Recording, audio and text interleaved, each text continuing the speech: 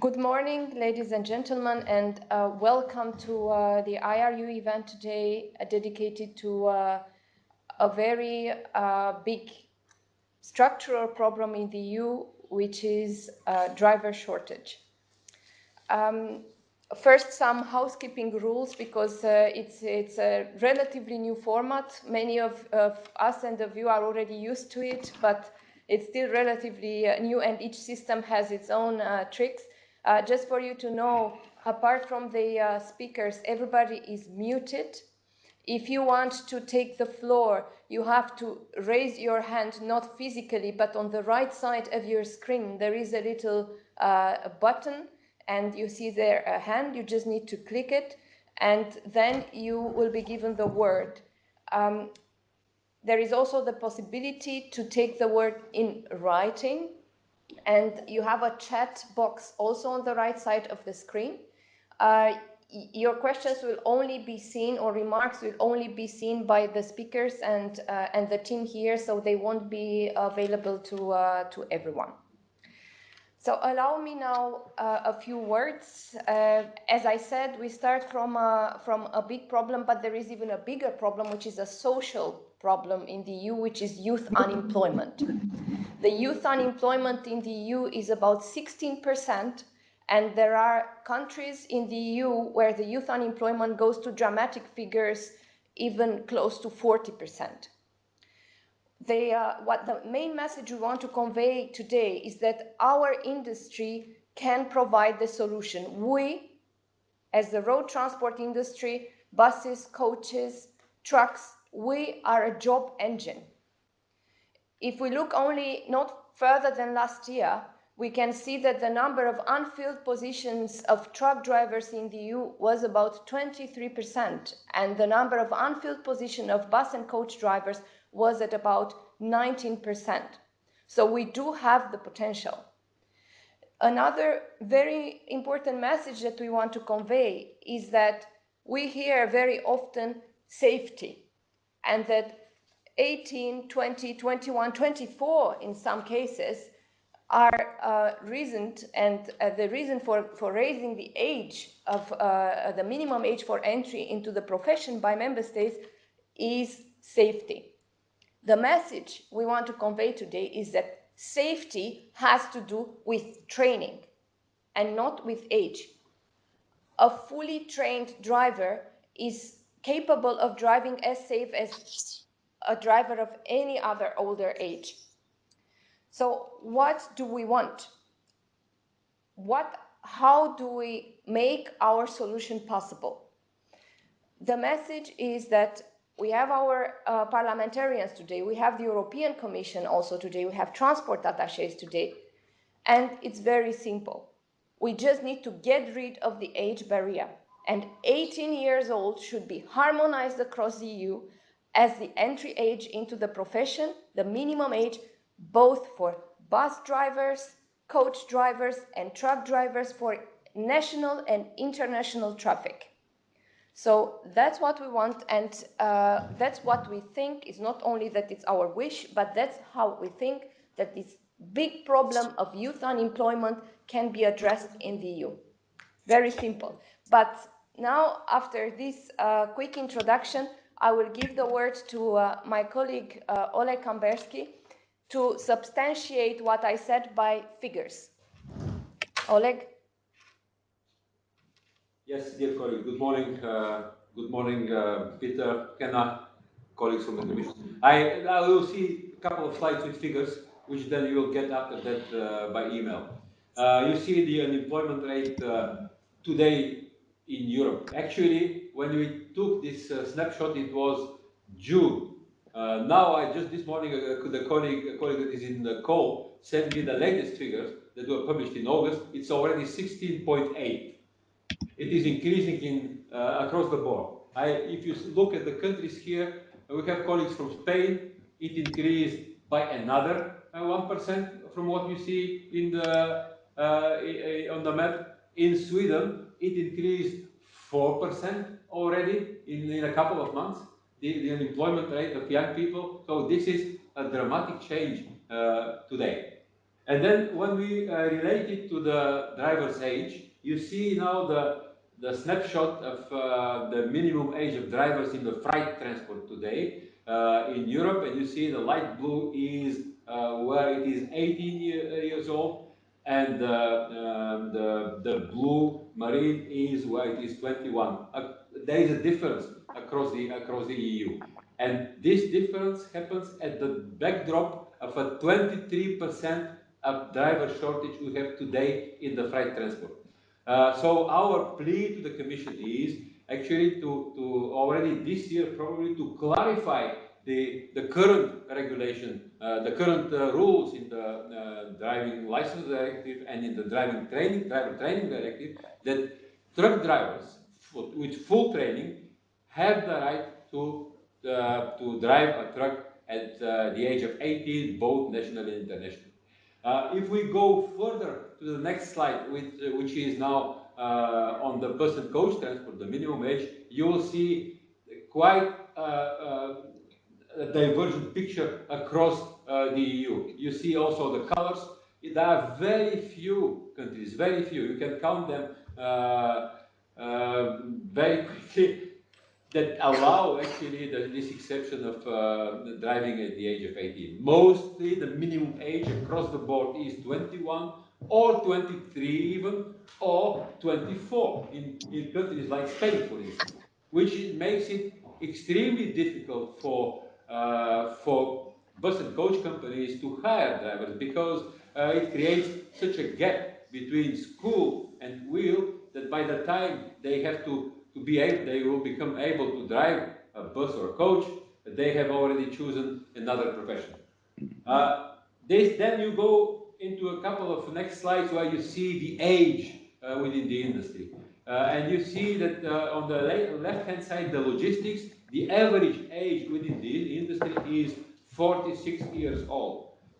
If we compare with another aging industry, which is the construction industry, where the age is 40, 41, you see this dramatic situation in the logistics sector. It is even more dramatic on the right-hand side for the mobility sector, where the average age of bus and coach drivers in Europe is 52.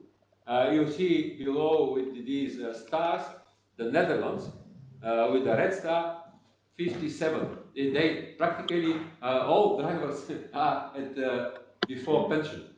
It's a dramatic situation today. Now, if we go to another indicator, which is the drivers, the professional drivers under the age of 25 in Europe, we don't have too much to be proud of. In the logistics sector, it is just 7% of the drivers below 25. In the mobility sector, again, more dramatic, 5%. And the same with the apprentices, these young people that are working in logistics and in the mobility companies. So that's again this situation again at the backdrop of this high unemployment rate in Europe, which now I put it 16.4, but now it is today, end of August, beginning of September, 16.8. And then to substantiate a little bit what Luca said about the safety record. We do believe that young drivers are safe drivers.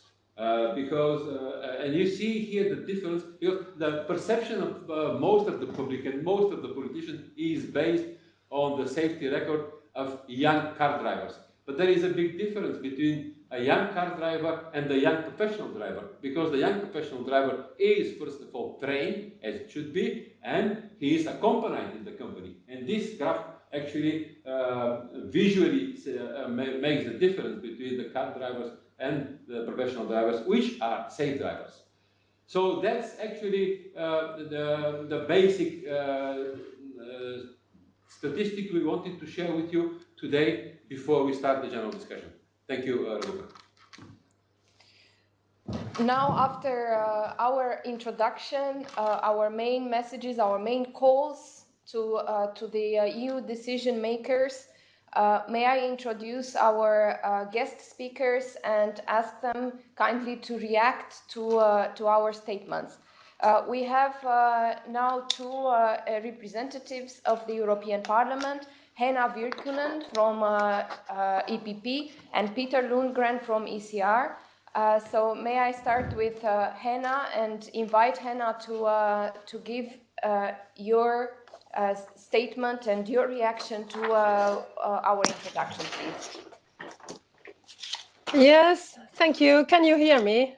Very well, yes. Okay, And we can also see you very well. and now you can also see, I can see the picture is a little bit dark, but thank you for inviting us to this important seminar, and I think it was very good information what we just got from you, because this directive will be very, very important, of course, if we think about the shortage of skilled labor, namely the driver shortage we are facing in Europe, and we know that in all over in job market we are facing big challenges because we have an aging population in Europe, and there is going to be more and more competition now that who will get the best workers, and that's why I think the revision needs to be it needs to address the shortage of skilled labor, and it has to be, we have to do it with the perspective that is long enough also, but also based on sufficient impact assessment of the proposed changes. And you were just showing very important figures for us, I think, because as the transport sector is right now, it's facing many changes in technology, in mobility, and in supply chain patterns, and also in consumer behavior. So the revision needs to take into account all of these changes which are going on now in the market and in this job. And we need to make sure that we don't base our work on assumptions or technological developments that are either too optimistic now or also too pessimistic. Because I think, for example, when we speak about technology, it's clear that artificial intelligence and also autonomous vehicles, they will not replace human labor, but the need for human oversight and skilled labor, it will remain. I think that majority of these big changes that result from technological development will happen in the medium and long term, but we still need to take them into account already now. So I think now when we are going to revise this directive, it's very important that we are also trying to find out what will happen in long term and also in short term now in our labor markets and in transport sector as a whole. So I think that the revision needs to increase and not decrease road safety. And it was also one of the main points in your figures you were showing, because we know that this is now one of the major obstacles we are having in Europe, that we have different age limits in different member states. And in some member states, they are also very high.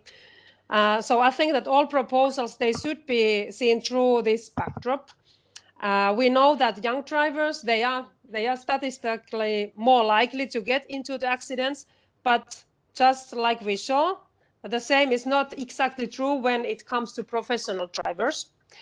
While it's important to take steps to address the question of road safety, it's also important to understand this difference between professional drivers and all drivers. So I think now when we start to work with this revision of the directive, it's very important that we are listening our stakeholders very carefully, and we are trying to learn from each other. We are trying to learn from different member states who has very good practices going on in this field.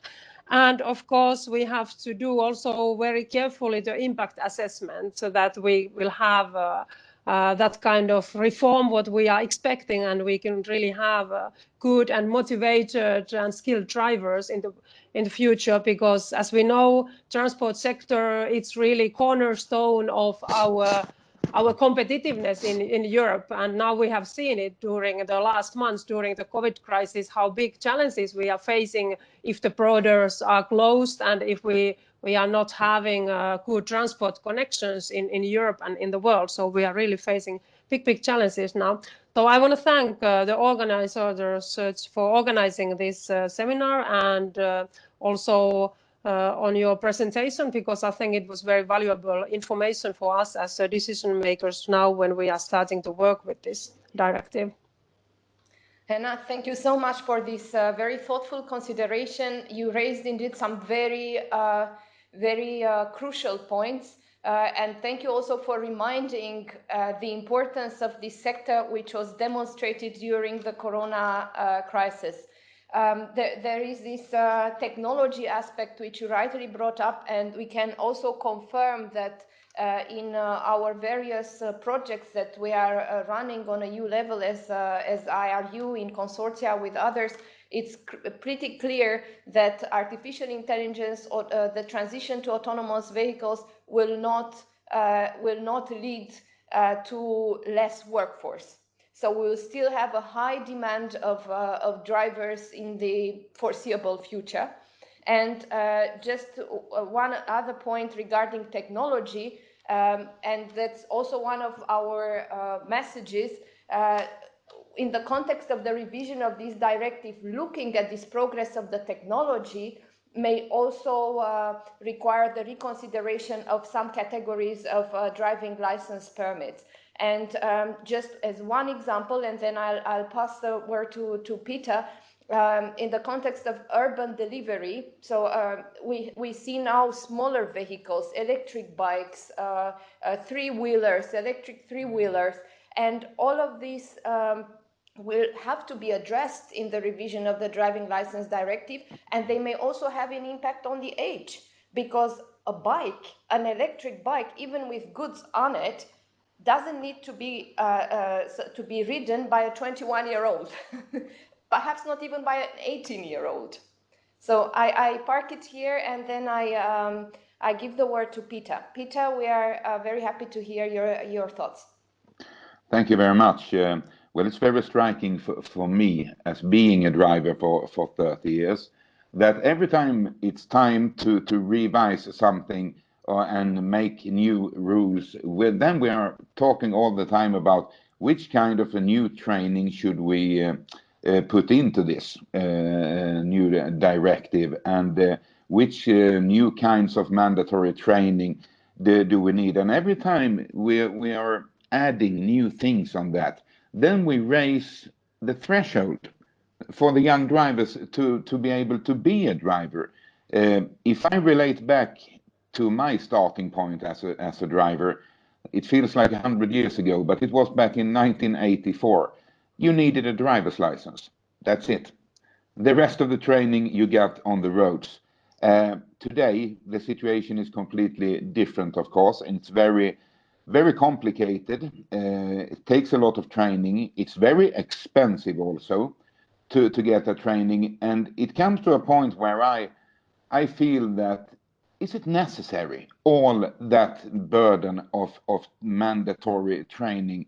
Is it not better to see that we can get a system that gives a possibility in a quite easy way to get into the profession without, of course, jeopardizing the safety? But if I look for, let me take an example from Henna's home country. We have a young boy, his name is Kalle Rovanperä. He's one of the fastest drivers in the world in the rally championship. Now, his father was Harry Rovanperä, very well-known racing driver. That, of course, trained his boy since he was young, but he let him train in the real world, driving a car on the lake. Now he's 18 years old, and he's one of the fastest drivers in the world. Now, I don't expect truck drivers and bus drivers to be like racing drivers, but it shows the point that if you can get into the profession in an early stage, then also you will become a good driver, because the best training you get in the real world when you are working. That was the case for me.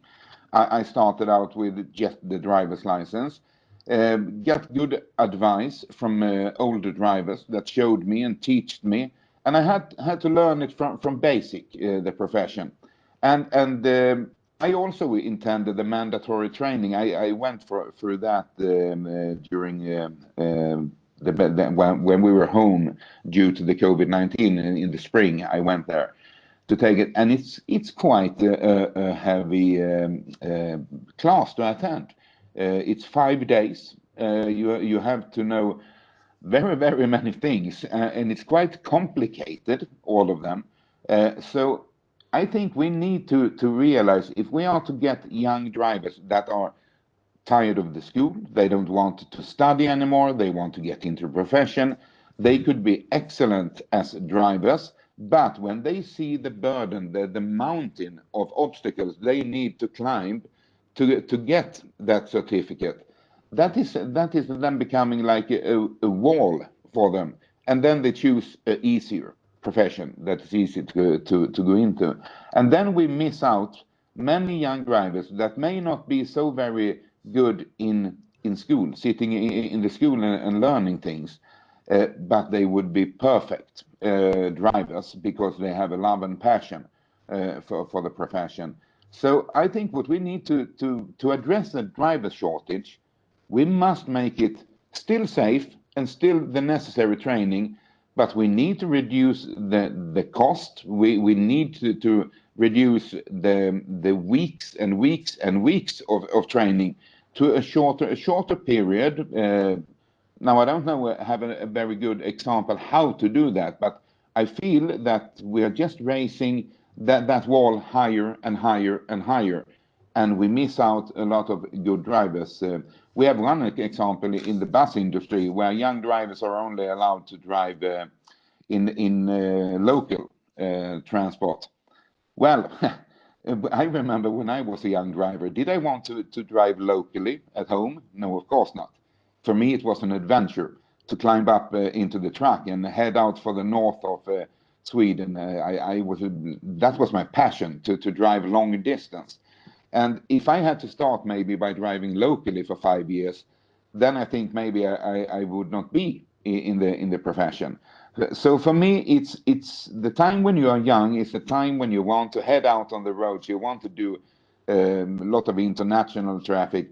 And by the time you get older, like me, I'm 57 now. If I should go back to the driving profession now, maybe I should then choose for something that gives me the ability to come home every evening. So we need to give the young people the chance of becoming a driver in an easier way, not so costly, because young people simply don't have that amount of money it takes today. In Sweden, it's very expensive to get all that mandatory, the necessary training and certificates.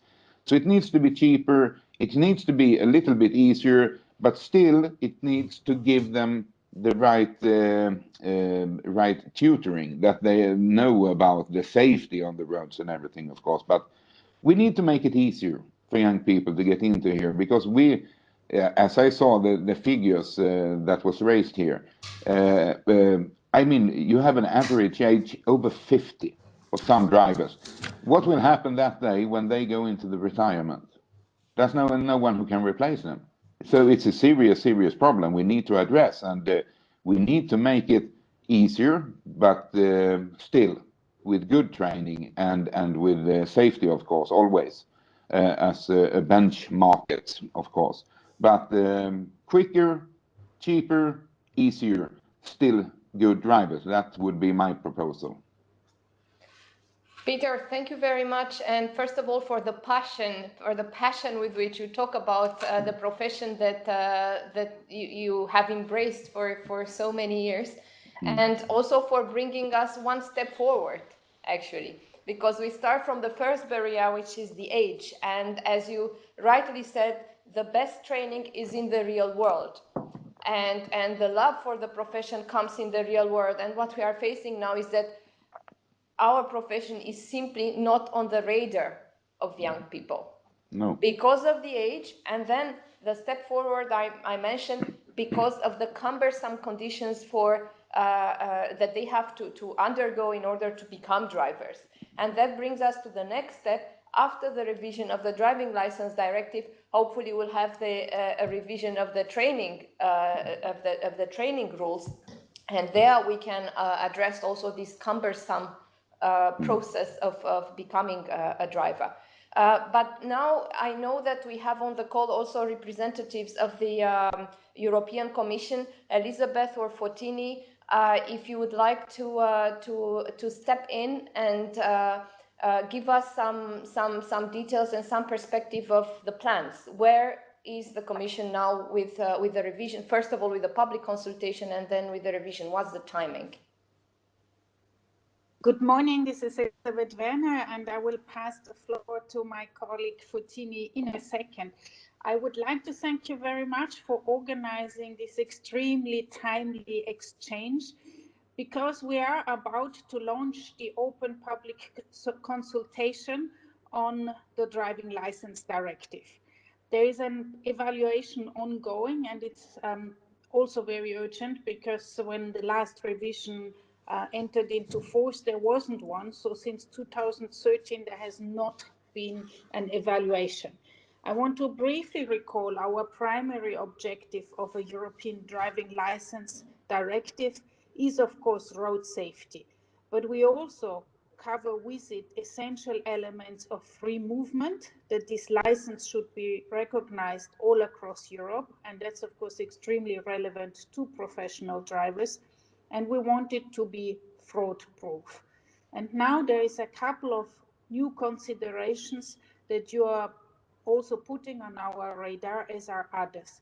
And they relate to technological change, and particularly the role of digital, which opens also completely new training methods, but it also changes the vehicles, of course. You can even nowadays have a digital driving license without having a physical paper. And there are absolutely rightly new needs arising, and these new needs relate also to the age requirements. And with that brief introduction, I want to hand over to Fontini. She will give you more details about our plans. I can continue listening for about 20 minutes, but I have to go to another meeting. Thank you so much for organizing this. Thank you very much, Elizabeth, and we are happy to welcome Fontini, who will be in the driver's seat when working on the revision of the directive. Good morning, Fontini. Good morning, and thank you very much for the invitation. I have prepared a few slides so that you can have a visual hand, but I mean the video doesn't work, so I'll try to tell you, I mean to guide you a bit where we are without this visual support. You can share them with us, and then we can share them with everybody. With the participants, because there will yes. be Right, your slides, okay. there will be other slides. So please share with us, and then we will forward to everybody. Right. Okay, I'll do that. In fact, yeah. So you were meaning now or later on? Maybe later on. After. So after the event. Yes. Exactly. So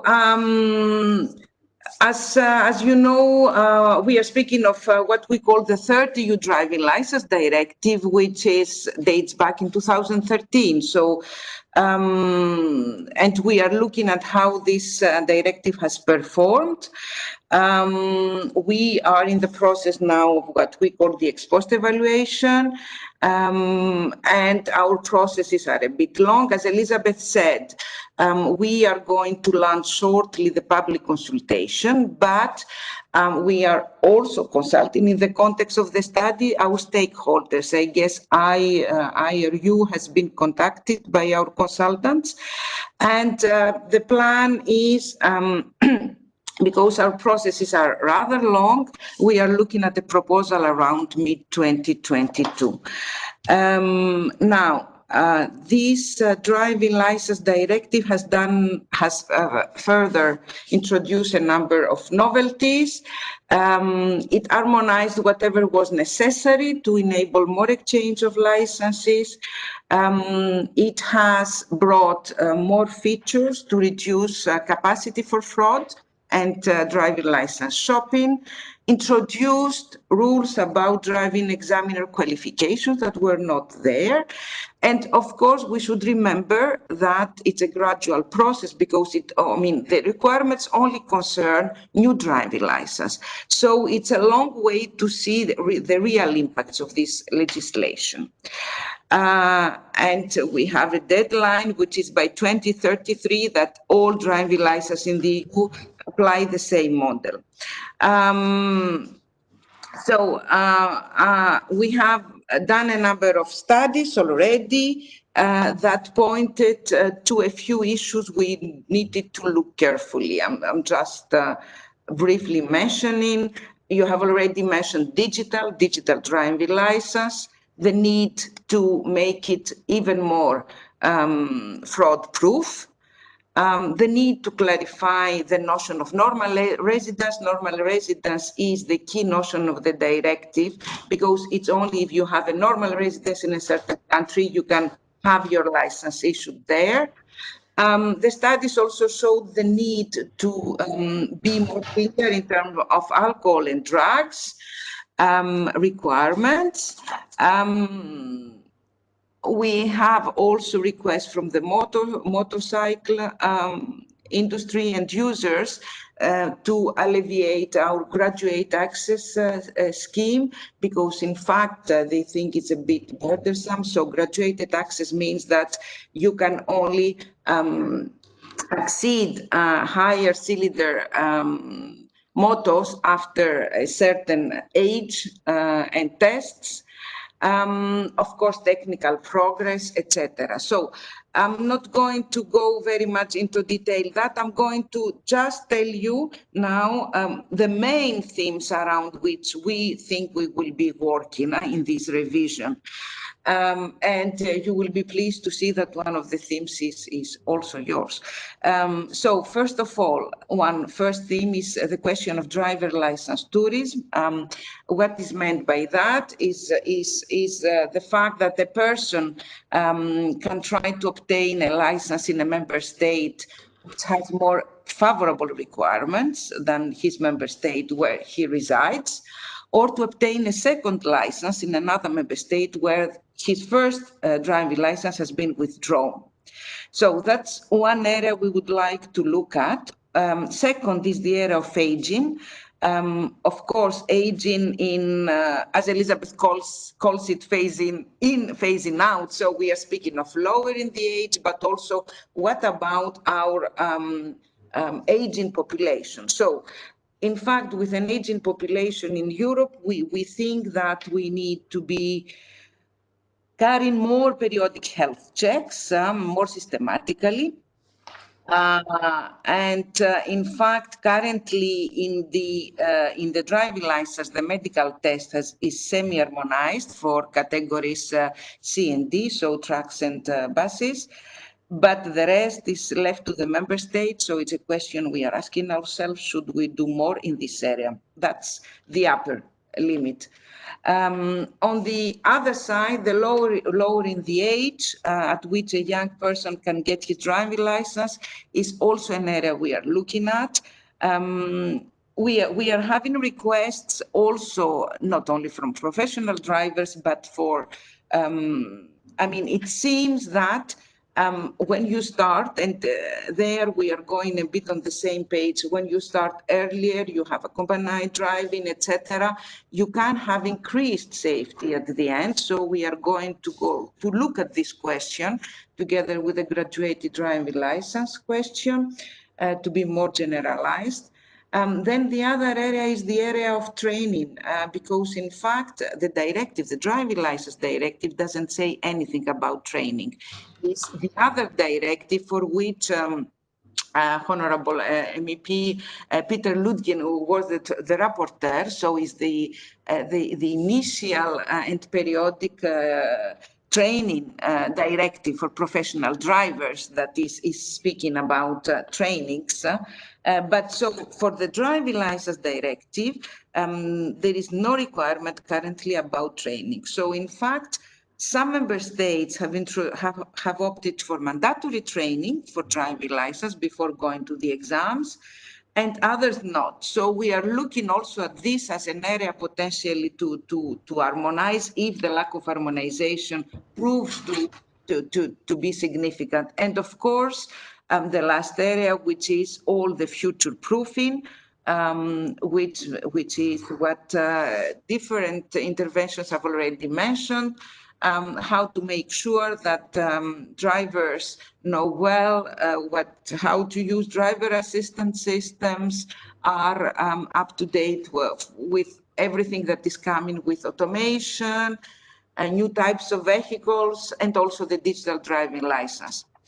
In fact, we have So we are now, as I said, in the process of this ex post. We think we are going to finish the whole process by end of this year, beginning of next year, and then immediately we are asking the process for the revision, so impact assessment, so preparation for the proposal. We have taken good note of the position of IRU, and thank you very much, IRU, for organizing this event. It's for us the possibility also to understand better your point of view and concerns. For the aging, as I said, is something we are going to look very much both for non-professional and for professional drivers. For professional drivers, there is a very important reason linked to this scarcity of drivers. But of course, we need to do it in a careful manner to see the impacts, to make sure that road safety is not jeopardized. And clearly, is something that, I mean, we can trust very much young people because they are very much able, sometimes more able than we are. But I mean, we need to make sure that the level of maturity doesn't pose a risk. So these are things we are going to look at very clearly. And yes, I heard a lot about training. I mean, this is more linked to the initial training and periodic training for the professional drivers. This directive has just been revised 2 years ago. And it is now a matter of implementation, but we really, I mean, now it's more in the hands of the member states. But we fully agree that a good training is essential. And in fact, yes, I mean, the hours, the number of hours is quite important number of hours. That is why it's important to have a training that is really useful for the driver needs, which means adjusted to their needs and practical. So on that side, we are in the process where member states are implementing their legislation now, and hopefully we are going to go towards that goal. So yes, I mean, I would be interested to listen to you and to learn more about the expectations of the industry, but I can already assure you that that you are under, I mean, your concerns are under radar. Thank you very much, Potini.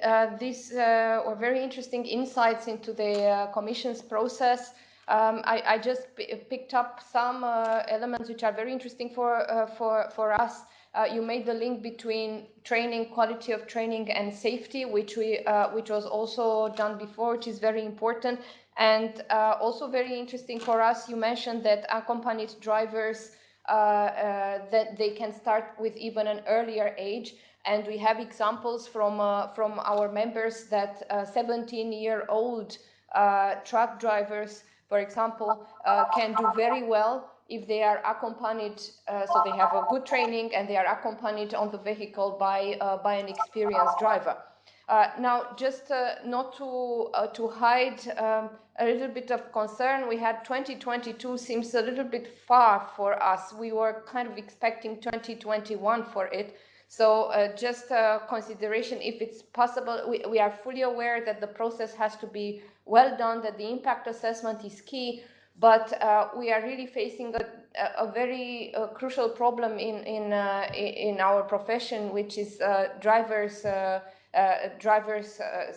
lack of drivers, so driver shortage, and hurrying up a bit would be very important. Now, before going to the poll questions, and we'll have 2 poll questions, we would like to give the opportunity to the participants to raise questions. And the reason why I'm looking at my phone once in a while is not that I'm doing other work. I'm just checking the questions and the comments that we receive in the chat.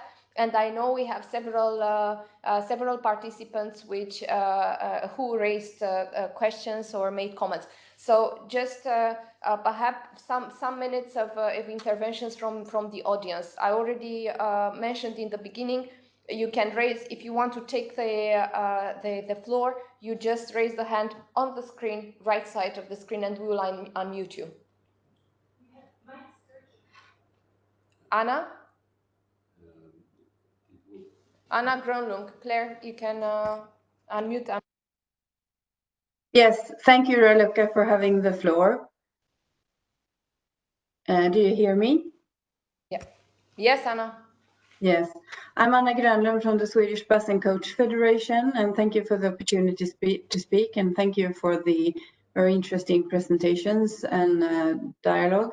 I do agree a lot with Peter Lundgren, and I would like to put the light on two critical issues. We have already seen the marks for the driver's age, where Sweden is one of the countries who has the highest middle age of bus and coach drivers. That is, as Raluca said, a big problem for us, but it's also a problem for the whole society because we are facing an increasing unemployment among young people, and we could be the solution for that if we would have the possibility to let young people start as bus and coach drivers in the field. We believe, as we have the opportunity to enable 18 years old with high school education as bus drivers to go out as a bus and coach driver, that this is a both safe and secure system. We would like that age to be the same for all kind of educations for bus drivers. So 18 years old should be the overall age. We also, as for example, Sweden and also Hanna, Finland, is quite big and dense populated countries. We would like to remove the limitation for 50 kilometers lines that we today have with for bus and coach drivers in the Nordic countries, for example. And that's also, according to what Peter Lundgren said, is a big obstacle as young drivers want to go on longer trips and to explore the world. So please remove this old-fashioned limitation for 50 kilometers that no one really can explain why it should be there. Thank you, Raluca. Thank you very much, Anna. I know Jerry raised his hand. So just to please first introduce yourself, your company, in the case of Jerry and Association as well, because not everybody can see the names and on the screen. So Jerry? Hello, can you hear me? Yes, very well, Jerry. Thank you. Good morning. My name is Jerry Kersey. I'm a truck driver, an ex-truck driver. I run a company that employs 50 people plus. I'm also representing the Irish Road Haulage Association. In my company, I've sent the IRU an analysis of our employees, and 85% at least of our employees left school between 14 and 16. 2 of them came to work for me before the legal school age and had to go back to school. I didn't know their mother contacted me. But what I've come across as an employer is that there are major literacy problems, and the level of training required by the European Union now would prohibit 85% of my employees from working with me. They would now be somewhere else. And from the work I have done socially in a project I'm involved in a very underprivileged area, I cannot get these young people anymore. They are now being enticed away by criminals. And I do not understand how the European Union has not recognised the huge social problem of youth unemployment allied to illiteracy. The figures are quite stark. They correlate with each other. And personally, I feel very, very strongly that bureaucracy is creating a problem, and that bureaucracy has been driven by the European Union.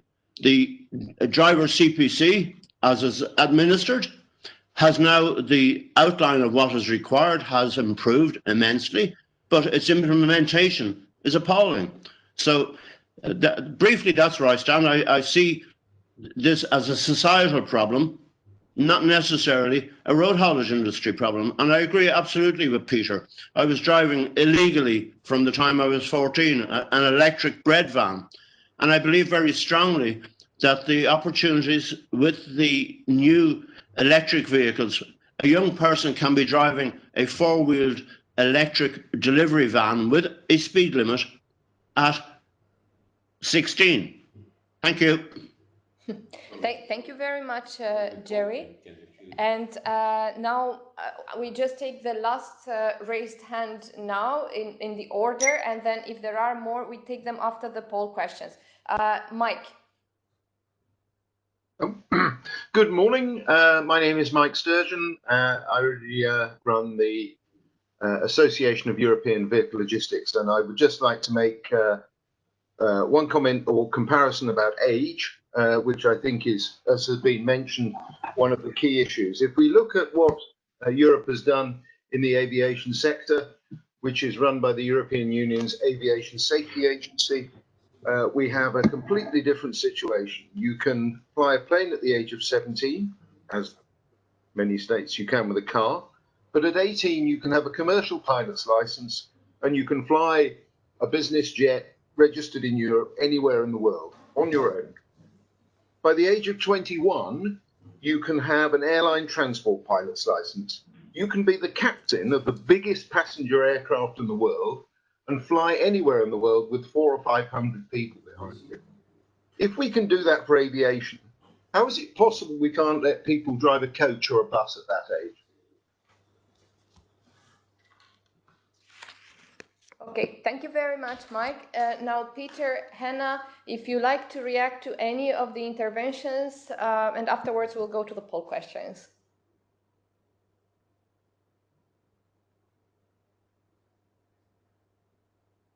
I'd just like to thank all the speakers, because I think you were raising very important points, and now it's clear that revision is needed for this directive, because there is very much barriers which are very problematic already now and more in the future. So it's very important that now we are revising the directive, because we heard many examples already what has to be changed in the new directive. Thank you very much. Good conclusion. Thank you. Peter, you have to unmute yourself.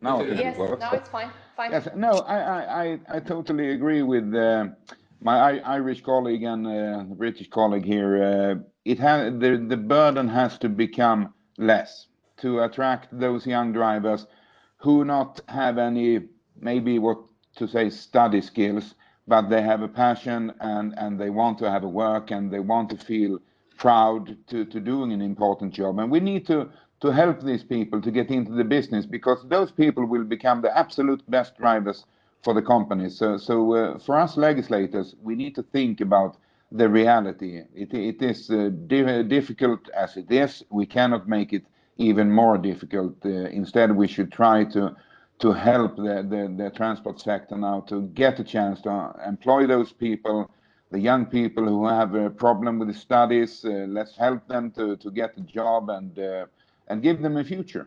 Thank you. Thank you, Peter.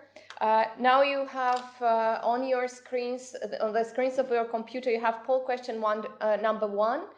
The industry believes that fully trained truck drivers should be able to drive trucks without limitations, means nationally, internationally, at the age of 18. Would you support this? So you will have 1 minute, I think, to 30 seconds. Okay, Alexis, 30 seconds to react, and you can vote. The vote is open.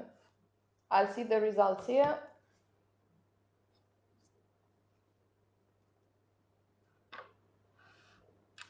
And you see the results as well.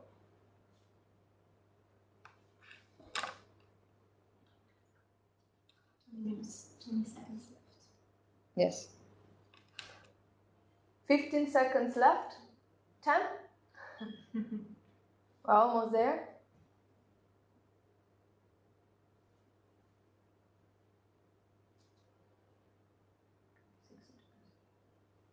Okay. End of the poll question and discussion is written. We have, I agree with full training, with full professional training, 59%. I agree, but with some additional conditions, 36%, and I disagree, 0. So everybody agrees with different conditions, full professional training or other conditions. So now we, if Hannah and Peter, Fontini, if you like to say something, and otherwise or after you, we open the floor to more participants who would like to state their views. Did you expect the result? Probably yes. Okay. Yes. No, I think it's also important to get other people participating in this meeting a chance to react and say something. We have spoken a lot already. Yes. Paul, I think you have some very open views to us and very well defined. So if you would like to take the floor, you would be welcome. Yeah, no, thank you. That poll was interesting, and what I'd like to say, and Peter, present yourself. First you present, yeah, and the Paul, association.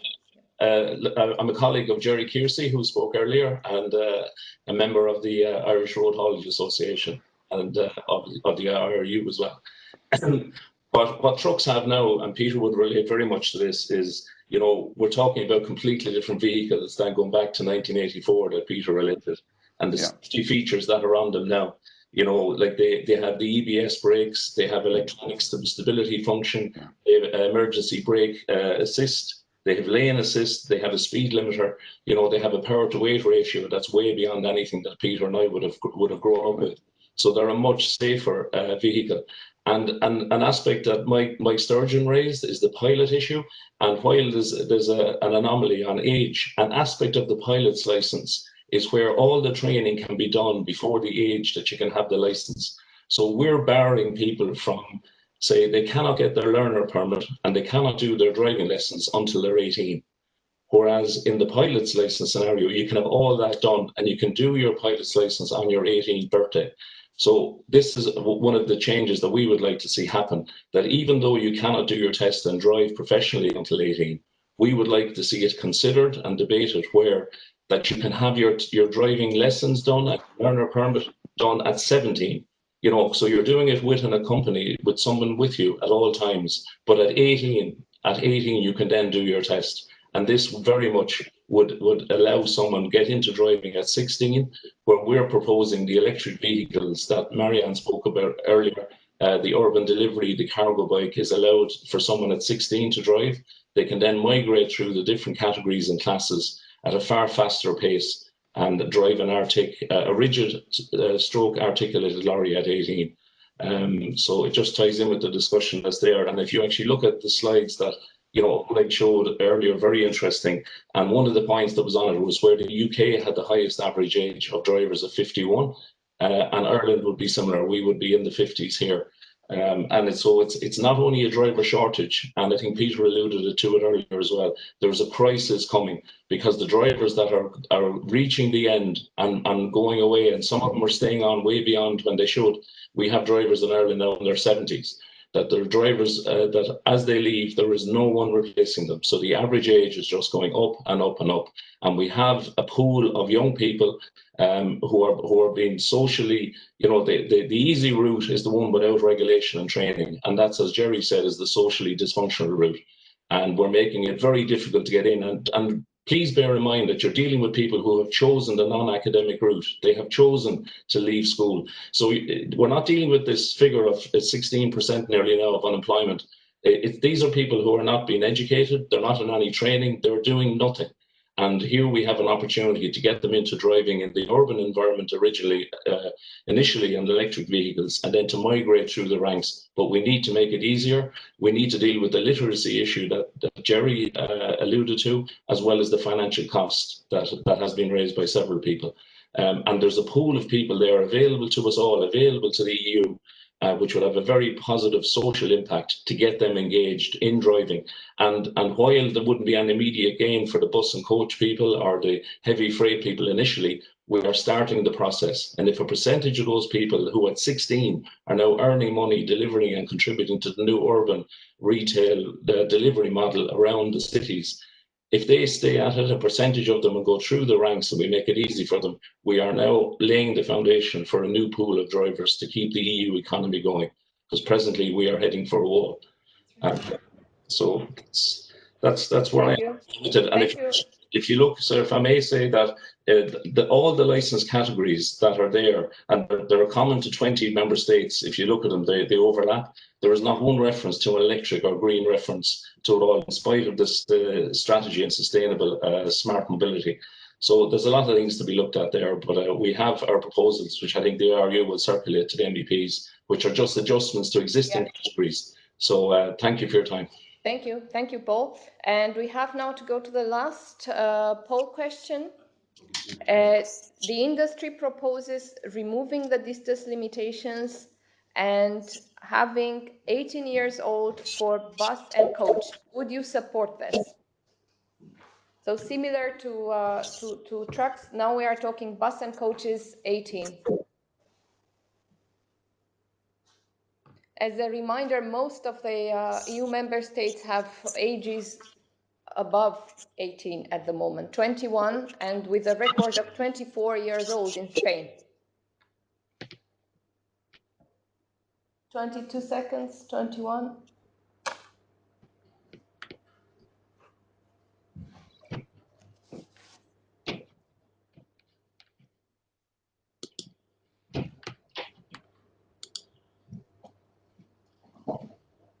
Five seconds, almost there. Okay. And the results. I agree. So we have 48% agreeing, 48% also agreeing, but with different conditions, and 3% disagreeing. Okay? We have a 3% disagreeing. Perhaps we can hear one of those disagreeing. That would be very interesting, because we had no case for truck drivers. If you can raise your hands, because otherwise we wouldn't know. Nobody raising hands?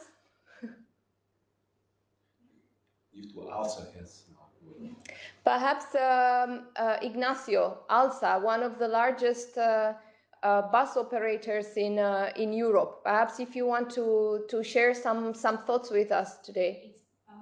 Paola today, sorry, we have a lady today, so Ignacio is not there. Paola? Hello, can you hear me? Yes, hello, good morning. I represent ALSA, which is one of the biggest transport company from Spain, the country that breaks the records on the license. And I really agree that we should align the minimum age, because during this meeting I have not heard any reason why it should remain as it is. Our labor force is aging and we are struggling to attract new talent, and the limitations on the minimum age to obtain the driving license seem to represent a huge barrier for our young talent. They don't match our reality in the business, and neither the educational system, because when they leave school around 16, the mandatory one, they have to wait 8 years before becoming bus drivers. So even those that wanted to become professional drivers in the first place, that would bring passion, as our colleagues from said before, will not become drivers, maybe due to other problems. This driver shortage in Spain seems to be getting worse. Like I checked the data, and in 2009, 1,000 people got the license to drive buses in Spain, but last year only 10,000 did. So that's half the people in only 10 years. And we don't believe, we believe that safety is a really important thing to take into account, but we do not believe that these young drivers will have a negative impact on safety uh, because we checked our data and we found that age is not relevant at all when we take into account experience. This can be due because the experience is most important because they learned on the road, as it was said, and also because the amount of training that a professional driver receives makes them way safer. Like they have the initial driving, they have the CPC, they have training provided internally by the company. And we also believe that new drivers will work better with new vehicles that are very different from the ones that we had 40 years ago, as it was mentioned before. So it seems that aligning the minimum age of bus and coach drivers with the ones of truck drivers could be a really positive measure for the sector because drivers will get experience earlier and be safer for a longer time, and we would not need to have really old drivers in the companies that need to retire. Thank you very much, Paola. We have one last raised hand, and as we are mindful of time, this last hand happens to belong to Dirk Zeile, who is the Vice President of the European Freight Group of IRU, and at the same time representing EGL, which is on their turn representing the German freight market. So Dirk, I pass the word to you, and at the same time you can also do the concluding remarks. Okay, can you hear me, Haluka? Yes, very well, Dirk. Oh yes, well, thank you for giving me the word. I don't have to introduce myself as you've done it. Thanks. We've got a point that we've noticed. Young people come to our companies at the age of 15 or 16, and then they are very well trained and they are ready to drive already at the age of 17 and 17 and a half probably, but they are not allowed to. And they have to wait until 18, so sometimes they have to wait, although they are very well trained, at the age for 1 year. And then they go away and do something else because they are frustrated because they are not able to drive.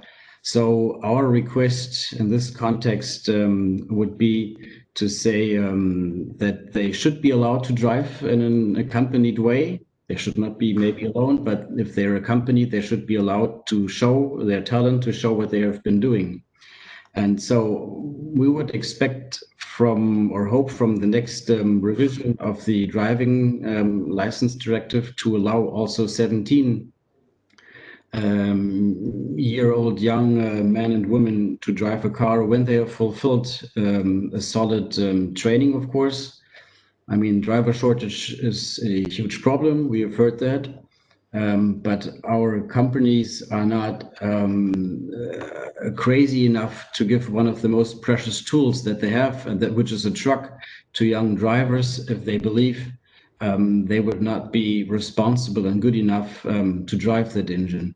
So I know that lowering the driving age is a problem because sometimes it's 21, so going down to 18 is already a challenge for some countries, and then going back even down to 17 might even a bigger challenge. But maybe in the next revision we could foresee that member states that are ready to accept to lower the age until the age of 17 would be allowed to do so.